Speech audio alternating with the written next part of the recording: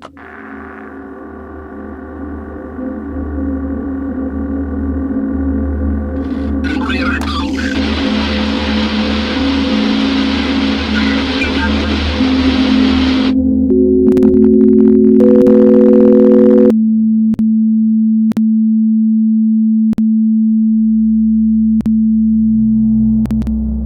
the flicker of the cathode to the heartbeat of the atom, this is Mister Atompunk presents tonight's transmission, The Wild Pendulum, where thought swings between logic and wonder, and every question returns home in rhythm.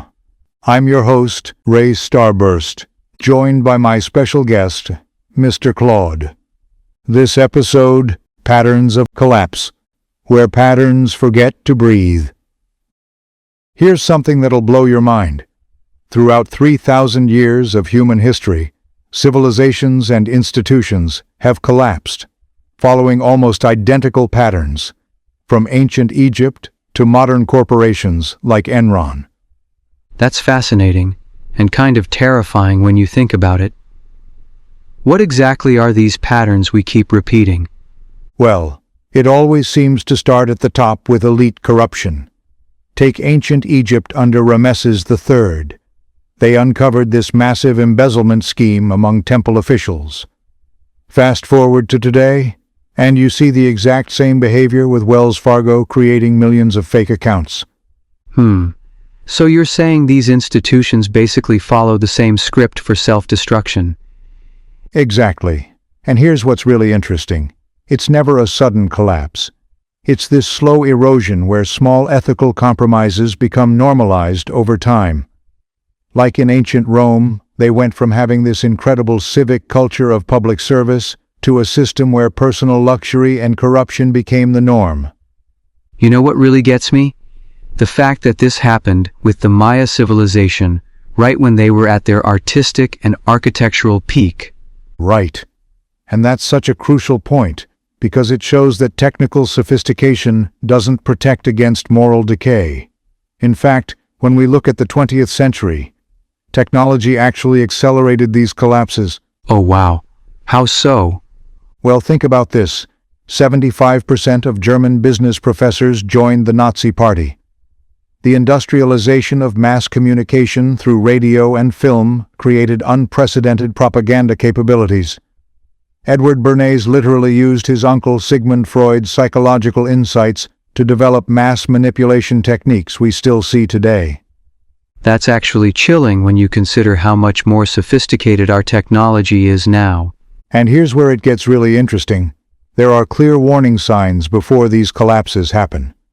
You start seeing increasing institutional complexity, but declining effectiveness, growing gaps between stated values and actual practices, and resources being diverted from the mission to just maintaining the system.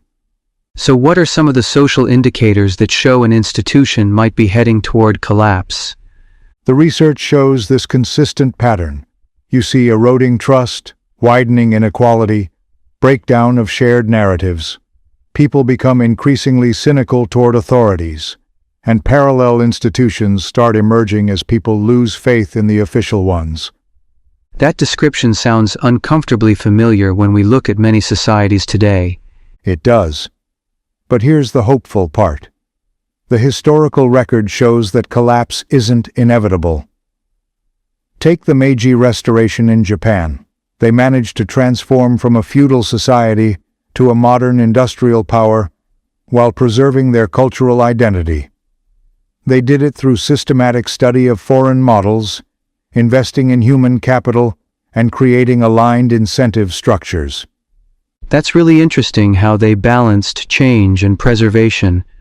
Are there other examples of successful renewal? The medieval church's Gregorian reforms in the 11th century are fascinating. They managed to combat widespread corruption through clear reform vision, cross-class coalitions, and new accountability mechanisms. And the British parliamentary reforms throughout the 19th century showed how to build popular pressure while working within existing legal frameworks. So what makes the difference between successful renewal and failed attempts? The research points to several key factors. You need visionary leadership with moral authority, broad stakeholder engagement, evidence-based approaches, and incremental implementation that builds momentum. But perhaps most importantly, you need sustained political will and adequate resource commitment. Looking at current global challenges, how can we apply these historical lessons? Well, we're facing unprecedented challenges today. Potential collapse on a global scale, complex technological dependencies, approaching environmental limits. But we also have unique advantages. Our global interconnectedness means we can share innovations and build international coalitions more effectively than ever before. That's encouraging. So what's the key takeaway from all this historical evidence? I think it's that consciousness collapse follows predictable patterns, but it's not inevitable. Every generation faces this choice between taking the expedient path or doing the harder work of maintaining ethical foundations. The historical record shows us both our vulnerabilities and our capacity for renewal. So in the end, it really comes down to conscious choice and commitment to ethical behavior? Exactly. Understanding these patterns isn't about accepting decline as inevitable. It's about learning from history, so we can build more resilient institutions and societies. The wisdom is there in the historical record, we just need to apply it. Remember, every pendulum returns. Keep your rhythm steady, your signal clean, and your eyes on the horizon. Until next time, this has been Mr. Atompunk Presents.